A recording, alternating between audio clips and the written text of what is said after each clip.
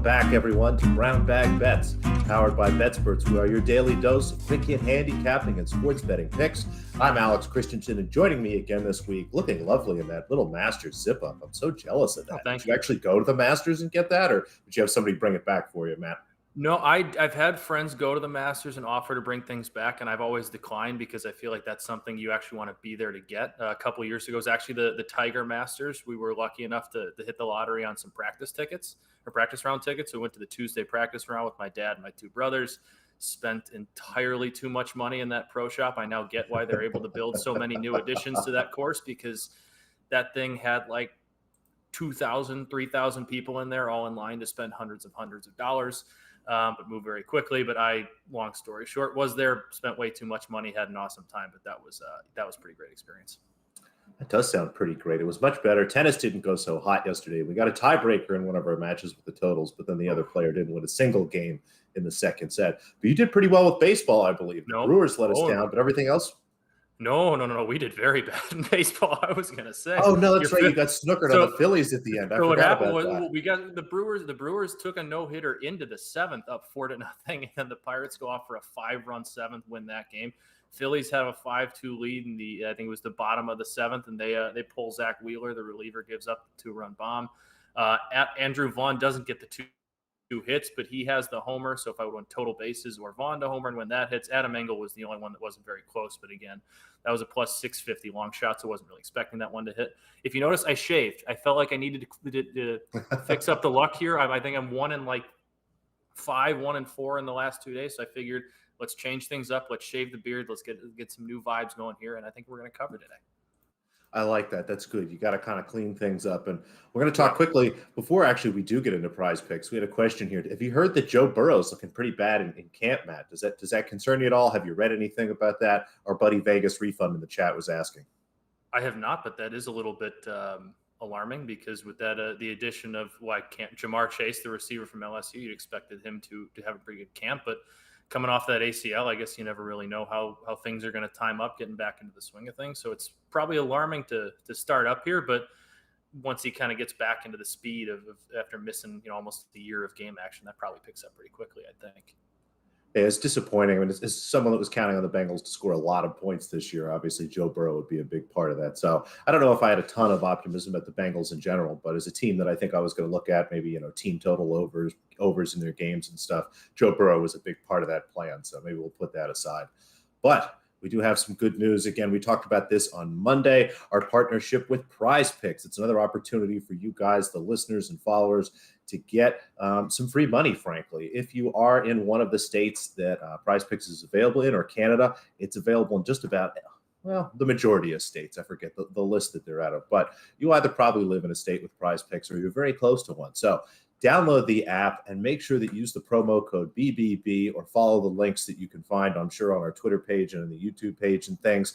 You get an instant deposit bonus of 100%, up to $100. So you put $100 in there, Matt. You get $200. And then what do you do with that money? What can I go in there and do? I actually did that today. It's funny you asked me. I put my $100 deposit in. I got that match, which was nice. It's like you're saying, it's daily. It's the simplest way to play daily fantasy. You don't really have to worry about setting up a lineup. You just scroll around look around for the players that you want to take some plays on for your entry. And whether that's fantasy points, or in baseball, they let you do over, 1.5 hits plus walks. So you don't necessarily have to do fantasy points, but I was just poking around there. I think I took a Tim Anderson, and Eloy Jimenez, like a Max Kepler and a Chris Bryant, all to go over their fantasy points for today. If 3 of the 4 of those hit, I get 1.5 times my money. If all 5 of those hit, then I get 4 of those, I get 5 times my money. So if you you don't have to worry about the last leg there costing you if you want to go that route, or if you want to go all 4 for 4 to hit, you can make up to 10 times your money. So that's a pretty big deal there for a 4-legger. Or you can dabble in some futures. I was telling you guys and producer Dan off the top of the show here before we started, had some college football futures that I just took a flyer on. It's a really fun, and it could be a little bit dangerous for me way to go, not necessarily have to worry about placing some real in-depth bets, but just having fun with daily fantasy. And I think it's the best way to do that on the market for sure. Yeah, for me, it's fun on these nights where there's a couple baseball games, not really watching them. I'll go on, put a couple players together, and come football season, this will be a great way to hedge your bets. If, say, Oh yeah. you're in the fantasy playoffs, you're in the fantasy championship, and you're a little worried about that week, grab some players from the other team. You can kind of split your middle there. So again, PrizePicks, download the app. Make sure you use promo code BBB. Happy to have them as part of the show, and happy to have another opportunity for you guys to get a little more free money and have some fun out there. We'll also have a sign up link for you in the YouTube description of today's show. So if that's easier for you, just scroll down to the bottom, click that link, boom, you're right there. Now, you mentioned futures, and we've talked about NBA futures just a little bit. Drew and I almost bet some stuff yesterday, but after the show, I went back through and started looking around, and there was a couple numbers that stuck out to me. The first is to win the championship here, the Golden State Warriors. I was actually able to get plus 1,300, but it looks like there's a plus 1,200 out there. Plus 1,100 is fine as well.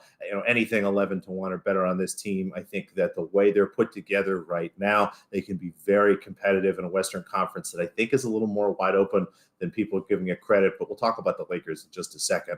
Like the team that they have put together, they've been very aggressive in free agency and been trying to, make moves again. They have a lot of flexibility. Honestly, that Andrew Wiggins contract allows them to match money with just about anybody. Yes, they did make 2 first-round picks, and although the first-round picks are nice, they still have 2 nice players there that they can put together in kind of a package. There's a lot of things this team can do. Worst case, we've got Draymond Green, we've got Steph Curry, Klay Thompson should be healthy. I thought the rest of the squad looked pretty good. Wiggins was actually fairly useful. I think this team is really coming together, and there's a chance to buy kind of early here before they make a big move. So 11 to 1 or better. And then 2 longer shot bets. These are a little tougher to find. The make-miss playoff odds are coming up. These are at a few regulated books. I think this is the high point on no for the Lakers. Honestly, if this gets to 15 to 1, 16 to 1, any higher number than that, I might play a little bit more. But yes, the Lakers are almost certainly going to make the playoffs. I know that it's annoying to make a bet and have it to sit there for a whole season. And yeah, at 14 to 1 odds, it's probably going to lose. But as I start to go through some scenarios and I start to look at the roster buildup for this team, number one, Anthony Davis misses 15 plus games every year. So let's chalk that down. LeBron James has been missing more and more time. I mean, if we miss him for a month, even further, this team now starts to get really dicey. Now, Russell Westbrook, I will say, she's going to help them from a night-to-night competition standpoint. But overall, you start to look at the pieces that have left this team. They're going to lose Kuzma. They've lost KCP. Those guys in general, you don't think about them as the best players in the world, but they're solid defensive players. They're good shooters. Caruso as well as the third guy I would add to that list. And you're replacing them with guys that aren't necessarily good defenders, aren't necessarily good shooters. I'm curious to see what Malik Monk can do. That was kind of an interesting signing, but overall, I'm not sure that this team is much better despite some of the bigger names they have. So just a little bit of a sprinkle here for me at 14 to 1. I have this at less than 10 to 1. And then the Magic to make the playoffs. So we're going to go optimistic here on the other side. When we look at regular season NBA teams, you want a team that's like 10 to 12 guys deep. And they have some good players, but in general, everyone is relatively the same level. When the backups come in, they're pretty consistent. That helps night to night. It helps with injury, things like that, backfilling people. It also creates a level of competition where, again, in the NBA season, you have a lot of teams maybe not giving their best effort night to night, where this Magic team full of young players is going to be everybody fighting for minutes, fighting for spots. I think there's a lot of talent on this team. The Eastern Conference, yes, it's going to be much deeper. Boston should be better. Toronto will probably sneak back in there. But given the depth of this team, and I think kind of the high-end possibility, and when I look at the most optimistic scenarios for them, I think there is a little better chance, again, than the 14 to 1 odds are implying here that they make the playoffs. I would have this one closer to 10 to 1 myself. So whereas to win the title, that's a normal play for me. And then the last 2, little smaller plays, again, trying to grab some good numbers here as these markets start to slowly open up. I'm really intrigued by your Warriors play because I know Klay Thompson is coming off kind of it was the knee and the Achilles, right? But he's not necessarily a guy that they're relying on to be super athletic. Obviously, he's still going to have some adjustments come back from 2 injuries, but his role is kind of spot up and shoot. They're not asking to be this athletic freak. So you kind of expect him to come back and ease back into that role fairly easily. I would also be interested Warriors to win the West. That's probably going around plus 550, plus 600 if they're plus 1,200 to win the title. It's right around 5 to 1. I think I'd like to take a flyer on that too because I like your thinking of the West is just kind of wide open this year. The Suns, they were great this year. Are they going to do it again, be as good next year? Not really sure. So going back to Steph and Clay and Draymond and seeing what else they do to win the West and then a flyer on to win the title. I think I'm a big fan of those bets. Yeah, and also like they added Otto Porter Jr. I know he's not a great player, but that's a nice little piece. I mean, you look at their top 8, it's going to be Curry, Clay, Wiggins, Draymond, Wiseman. Then you'll have Otto Porter Jr. You've got Moses Moody in there, Kuminga, Kevon Looney's pretty solid. Jordan Poole's put together some nice minutes. So it's a team that I think that's got a pretty good level of talent here and all the pieces to make another move. So like this number, if they do nothing, like it a lot more if they get a chance to do something. Now you're clean shaven. You're ready to go. Yep. Is it time for some baseball? Is this time where we turn the ship around here? Let's do it. I think we're going to try. You see a lot of plus odds on my graphic. I think it's because I'm a little bit of a sucker for plus odds. Like if Tim Anderson's 2+ base total was today was I think at like -135. You see the one extra base all the way up to +155. I liked that just because he is a streaky hitter. He hit a home run last night. I think he had a second hit as well. So usually when he has those types of game, he has one of those games. He tends to bunch him up into 2 or 3. So he's also going to be at the top of the order. He's going to get a whole bunch of chances. I like him to maybe have a base hit in a single or an extra base hit in a single. Hopefully maybe he can go deep again, take care of that all in one swing. Lucas Giolito's his over-under was at 7.5 for strikeouts. I just, that hook really scared me. But if you got it at 7 plus the Sox to win, you were still getting plus money odds. He's average against the Royals. He's averaging, I think it was a little bit over, or just under 10 strikeouts per 9 innings, and he usually goes fairly deep into games against Kansas City. Kansas City got, I think, racked up 11 strikeouts just to Dylan Cease alone last night, so they're not in a great groove right now. I trust the Sox ace at home to get to that 7 mark, and I also think the White Sox are going to beat the Royals today. I'm going back to the Brewers. I don't think they're going to lose to the Pirates again. I don't think they're going to blow a double or a -1.5 lead that late again. The Pirates are bad. Freddie Peralta's on the mound for Milwaukee, and he's been unbelievable this year. And in other years, he might be a Cy Young candidate. It's just the NL is so deep, and his own roster, his own rotation is so deep with pitchers there. And Shohei Ohtani to rack up 5 strikeouts and the Angels win. The Rangers have won 3 out of 4, but they're not very good. Ohtani's gone over that 5K mark, I believe, in 4 of his last 6 outings. He's gone 7 innings in 2 of his last 3, 6 innings in 4 of his last 5. So Joe Maddon's feeling a little bit more comfortable stretching him out. And if you can go 5, 6 innings, 1 strikeout, a little under that against a Rangers team that's got a depleted lineup, I like those odds for the Angels ace there. All at plus money too, plus 255. I think that's pretty good odds. I like it. Then what's this? We're going to get weird. We're going to get a little bit weird. So this is one weird that, on a Wednesday. Credit to producer Dan. He's a Braves fan, so he's been tracking this pretty closely. But as you can see there, the Braves have gone 18 in a row without a 2-game win streak or loss streak. So literally win-loss, win-loss, win-loss, win-loss. Last night they got their 6-1 win against the Cardinals to avoid that 2-game losing streak. So tonight we are going to go with the Cardinals money line at almost even money because we like to follow trends here, I think, right? The trend's your friend. This is a pretty clear trend over the last 18 games. So I don't think at those odds being on the wrong side of this one is something you'd be too mad at. Sorry, Dan, we're gonna fade the Braves here. We're gonna go with the Cardinals money line at -105. I like it. I'm a big fan of that. Now, we've got some tennis. A couple things. One bet we talked about yesterday, but 2 new ones. Petra Martic is playing this afternoon. She is going up against Magda Linette. Linette, a very solid player.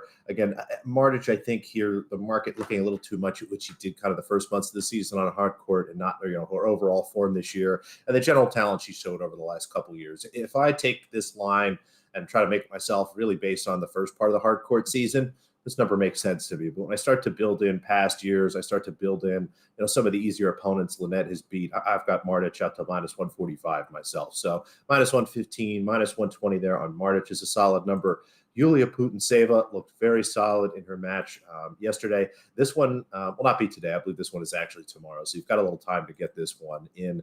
But she will be facing Alia Tomljanovic. Tomljanovic took advantage of just a collapse by Amanda Anisimova there in the first round, and is sitting here against an opponent who is really going to make her work. Putintseva has just a really high level of fitness. She is just absolutely fantastic from a movement perspective and knows how to grind down players. Tomljanovic generally struggles against women like that, especially if she is not at her best, and I really didn't see her best tennis. Again, Anisimova really lost that first round match more than I'd say Tomljanovic won it.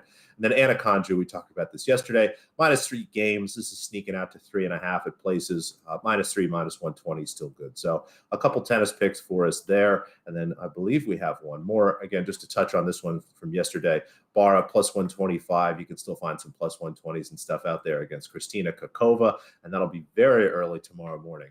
But Matt, we have a special treat. If you've been missing Andy all week, and personally, I've loved having Matt on. He's been really great. But I know some people miss Andy. They miss him. Yeah. They miss his hats, his general goofiness. How could you not? Sometimes he has a nice haircut. We have good news. It's Wynn Wednesday, and we were able to get Andy to put together a little video for us here. So without further ado, hopefully producer Dan is ready. He looks ready. It's time for Wynn Wednesday, Matt. Hey, Andy checking in from vacation in Maine in front of, apparently my neighbor is, fittingly, a football stadium. We got the University of New England back there. Never heard of them before. Probably like D3, maybe smaller. Don't know. Either way, Wynn Wednesday. Chiefs under. Quick 3 reasons. 3 games. 3+ games over their Pythag expectation last year. Won a lot of close games. Obviously, they're good. That's going to happen. But they went 5-0 in field goal or less games. That sort of shit does regress. The offensive line actually kind of viewed as a positive for most, but I think the left side is going to be fine with Thuney and Brown, but the middle and maybe the right side is going to be a little sketchy, and there's a continuity issue. Those guys haven't played a lot together before. So I'm a little worried, especially at the beginning of the season. It's going to be kind of heavy on the decent pass rush teams. You're going to play the Browns, you're going to play the Ravens, the football team, the Giants, the Eagles, the Titans, the Bills, some decent pass rushers coming at you while you're trying to get that offensive line put together and figuring out how to protect your $4 billion quarterback back there. And finally, it is kind of a tougher schedule. I think there's some decent teams. I've listed a bunch of them off. Honestly, they've kind of had weird reasons to struggle with the Raiders the last couple of years. I don't think they lose to the Raiders, but you never know. Obviously, the Chargers are a lot better. Hopefully, they got an upgrade at coach. They already have Herbert, who's looking pretty good, and you never know. This would just be cherry on top for the under 12.5. What if we get Watson or Garoppolo out in Denver? Big what if, but that would certainly be a big boost to this bet. So under 12.5, I have them at like 11.8 wins for my mean, and paying a little juice, but I do think, especially with Mahomes having caught a couple injuries now, he could be a little more susceptible to that, especially in an extended season. I'm going to go back to the campfire and eat some s'mores. And yeah, I recorded this last night, obviously. It's not middle of the day campfire stuff for me. So catch you guys later. I'll be back next week. Bye. Well, thank you very much, Mr. Molitor. Wynn Total Wednesday. Nothing stops us. It was a great production today. Thank you, Artie Piff, and thank you, producer Dan. You might not know who he is. He's great. He makes all this wonderful stuff happen in the background. He chimes in every once in a while to let us know important things as well. So if you ever hear that third voice, that's Dan. But that's all we got today, Matt. Of course, we're going to give a shout out to our sponsors at WynnBET.